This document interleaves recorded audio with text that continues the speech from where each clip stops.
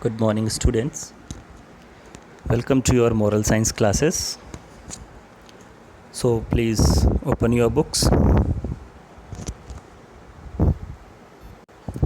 Students, our second chapter is the self-respect. And self-respect is the most important trait of our personality. So now we are going to read line to line. So please turn the page. Joby Matthew is an international sportsman and an arm wrestling champion. The story is telling about an international sportsman and an arm wrestling champion whose name is Joby Matthew. He has won international medals in not just arm wrestling but also in shot put, swimming and badminton. He has won many international medals, but not only in arm wrestling, also in shot put, swimming and badminton.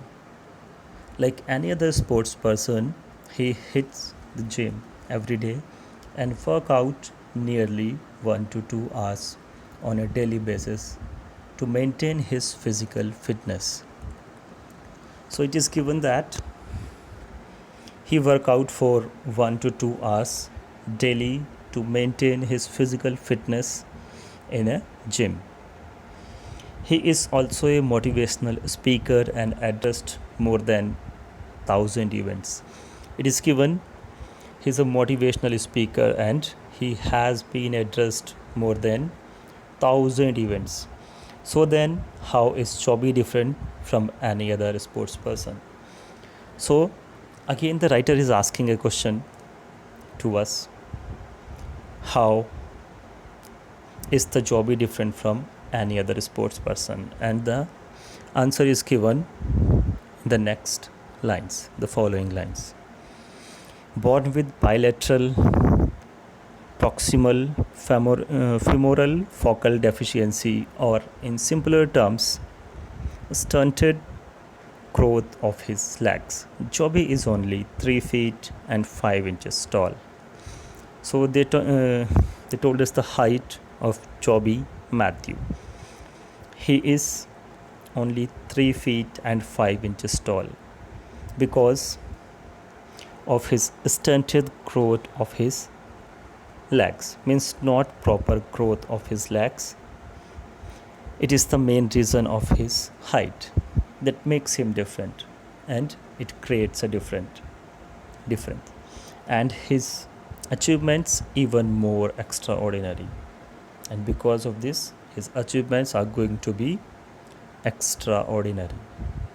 I tried not to concentrate on things I could not do, but on things I could do, says Joby, when asked about his success in life. If someone is going to ask Joby Thomas about his success in life, so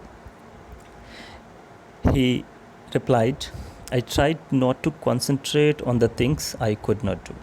He's saying that he's never going to concentrate on the things which he couldn't do, but he concentrate on the things what he can do.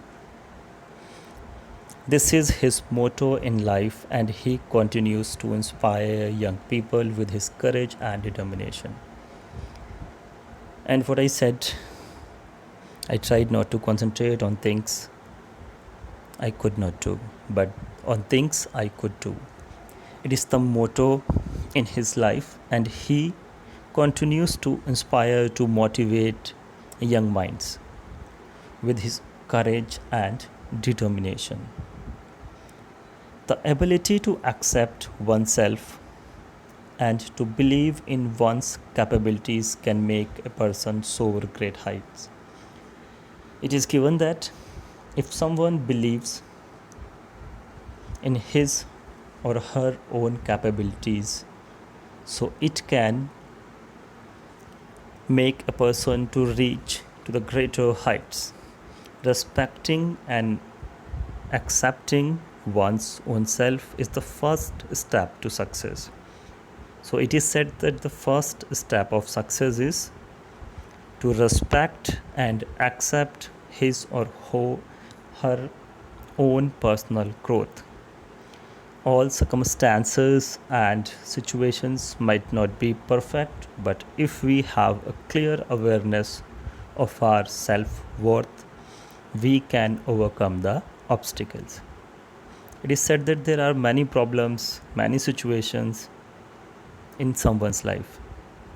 It may not be perfect, but if you have a clear awareness of your own self, of your own worth, so definitely we can overcome from the obstacle, from that problems, from those tough situations.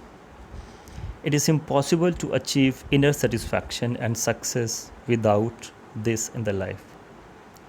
So it is very necessary trait of your personality, because if you want to achieve inner satisfaction,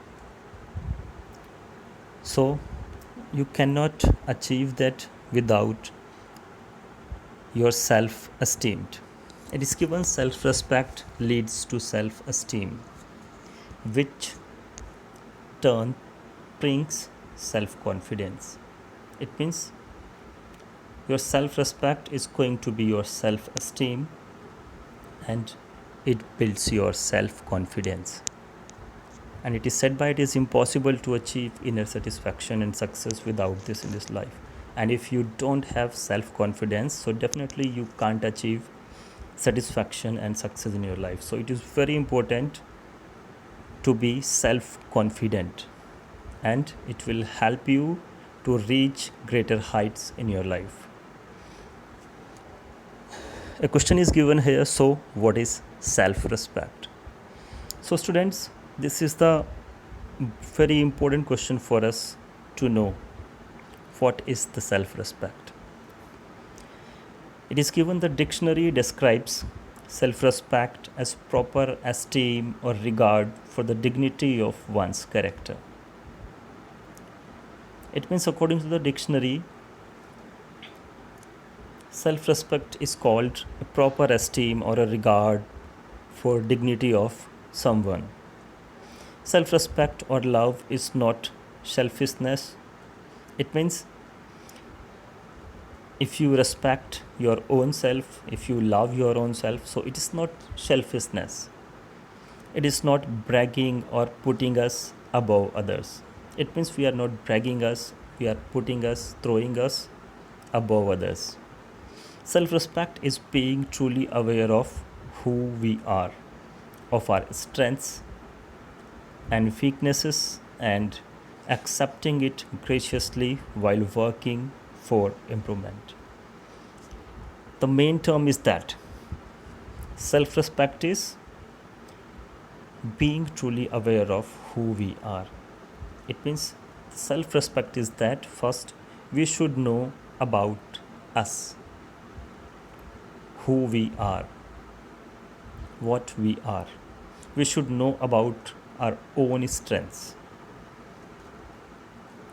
And more important than the strengths, we should know about the weaknesses. And after that, we should accept it. Because if we are not going to accept it, we can't improve. So for our better improvement, we have to accept our weaknesses as well as the strengths. Lack of self-worth can make a person either boastful or vain, or someone with an acute inferiority complex. Both these extremes reveal a lack of self-respect. It means if we have lack of self-respect, self-worth, self-esteem, so definitely we are going to be useless. We are going to do our work in a wrong manner. We can't improve. We will feel the inferiority complex. So for that we have to develop this personality trait, what is called self-respect, self-esteemed, or someone's self-worth. The first point is given here: know yourself. The first step towards cultivating a healthy respect towards oneself requires us to become aware of who we are. I told you firstly that first of all, we have to know about us, who we are. It is the first step for having a healthy self respect for us. We should know about us, who we are. God has created each person unique. This is said by some philosophers also, that God has created each person unique. Means every person has a different quality, a different personality trait. Means everyone is a unique composition of God. There is not a single person in the universe who is just the same as you. Means there cannot be two person same to same in this world. Isn't that wonderful? Asking a question. Definitely it is wonderful. You have a unique genetic makeup, unique fingerprint, unique personality, the list goes on. It may be possible that in appearance we can match with someone, but genetically our makeup is quite different from others. We have a unique fingerprint, unique personality, and if we are going to list it up, so it is going on and on.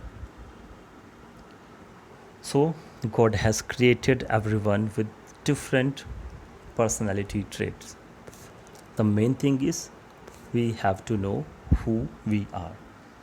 You must have seen a sculptor making a mold for his creation. It is into this mold that he pours in the raw material. What is given here, when a person is going to make a pot, pan, so it is given here a sculptor making a mold for his creation. It is into this mold that he pours in the raw materials. He pours the raw material in this mold. It may be metal, clay, etc. The finished sculpture pierces the shape of the mold. What he is going to make, that pierce the shape of that mold. In huge factories, identical products are produced on a large scale by the use of molds. Isn't it just amazing that our Creator broke the mold after creating you? So, what is the process there? They break the mold after creating that product. Same thing is there, it is given here. Because the God is creating us uniquely. So, our Creator is God and He broke our own mold after creating us. Like the companies, they are using that mold again and again and again, but this is very amazing thing, that is surprising, that is different, that our Creator, means the God, broke our own mold after creating us. Means we are different. There is no one else in the whole wide universe created in the same mold. It is truly mind-blowing when we think of it. So we should think about it. The writer is saying that there is no one else in the whole wide world universe created in the same mold. Means no one is same in this whole wide universe, because God has made everyone differently. I told you earlier that we may be same in appearance, but our qualities, our genetic makeup, may is definitely different. It is given respect yourself and other will respect you, said Confucius, the great Chinese thinker and social philosopher. So he said that respect yourself and others will respect you. Means the first step is we have to respect ourselves. Then the others will respect us. And for that, I told you the step first of all, we should know about us. To know about someone is to know about his strengths, weaknesses, and after that, we have to accept it when we are going for a development. So the chapter is over, students. We should check some exercises. It is given something you can do. Write down some of the things that are unique to you. It could be your personality traits or physical features, all the distinct things that make you you. Second U is given in capital letters and in double inverted commas. It means a special you. Means that is a single you, that is we are referring to someone else. So we have to write down some of the things that is unique to someone else, means you. And it is given that it may be your personality trait or physical feature, and we have to write especially those things that make you a different you. So please turn the page, students.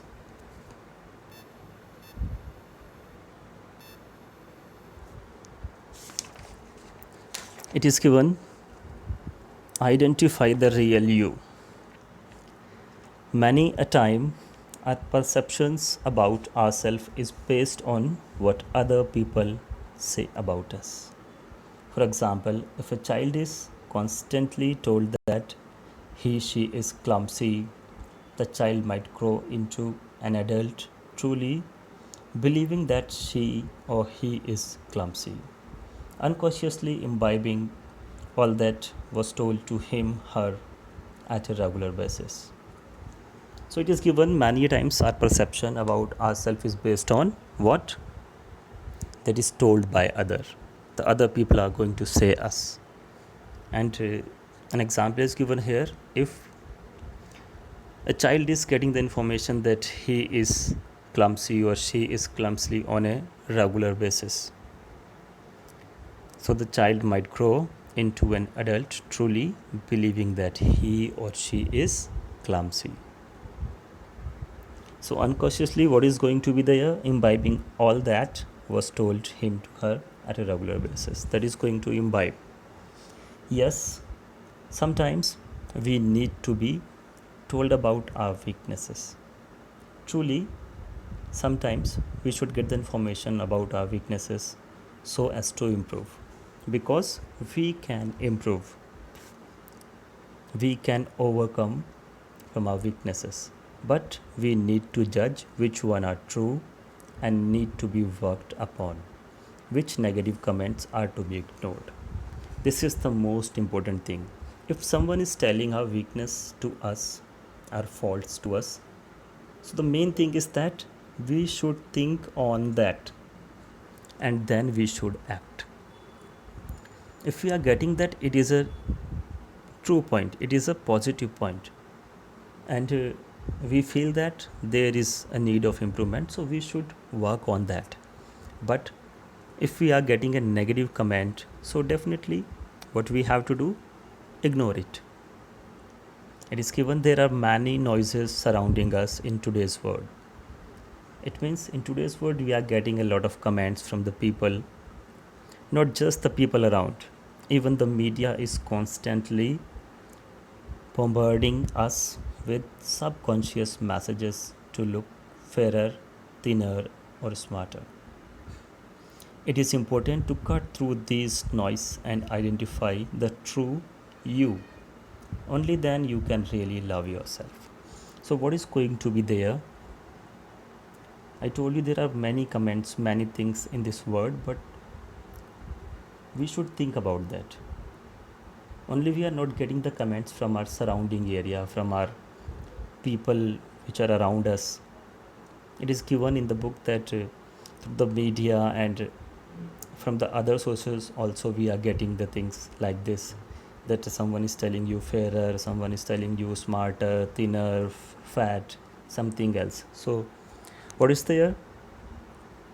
We should have a capacity to ignore the negative comments, and we should have the capability of accepting the positive comments. We should have the capability to identify the real you.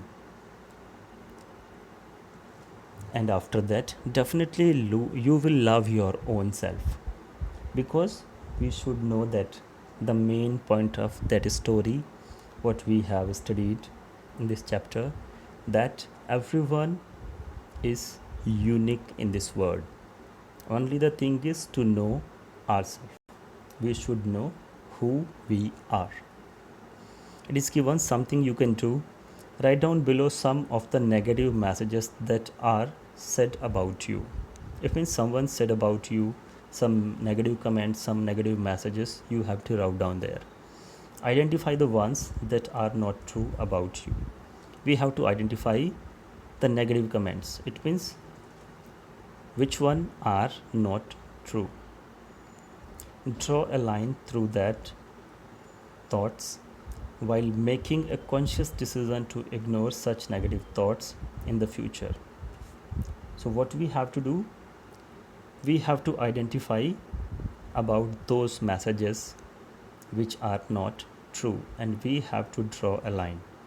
Means we have to try to ignore that negative thoughts in the future. Put a tick against those that need to be worked upon. So example is given here. We have to put a tick on which we are going to work out. You are not beautiful. You are not punctual. Two traits are given here. Two negative messages are there. So you are not beautiful. Cut it. There is no need to work on it, because what God made us, that is the most beautiful thing in this world. But it is given you are not punctual. We can improve this trait. We can overcome this. So we have to put a tick like this on the things that need to be worked out upon. Come to the next page, students. Expressing your self-respect. It is given Mahatma Gandhi once said, they cannot take away our self-respect if we do not give it to them. Our self-worth or our love for the own self is reflected in the way we behave, speak, and interact. So Mahatma Gandhi said what? They cannot take away our self-respect if we do not give to them. Means no one can take our own self-respect till then we are not going to give them. Our self-worth or our love for our own self is reflected in the way. In which way? How we behave, how we speak, how we interact. It is given here is a checklist on the right side, which might help you gauge your self-respect. Put a tick if the answer is yes, or cross if it is no. So a checklist is given. I am reading some of the points. Do you constantly yearn to change your looks, complexion, or build? Is it always on your mind when you look in the mirror? So if you want to change your appearance, your complexion, your looks,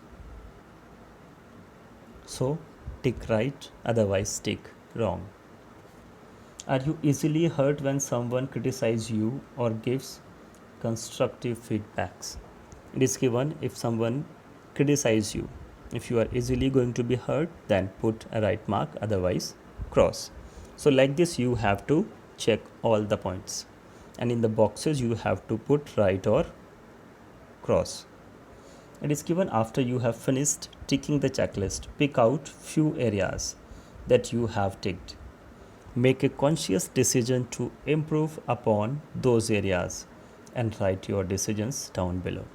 It means we should think about that areas and what decision you have taken, you have to write it here in this part. And what you are looking, this one, a figure is given, write your name is a unique creation, one of a kind. So you have to put your name here. Example, suppose your name is Ram, so put here Ram is a unique creation, one of a kind. And definitely while you stand up, you left your bed in the morning, after getting up from the bed, just revise this sentence 5 times, and definitely you have the self confidence within you.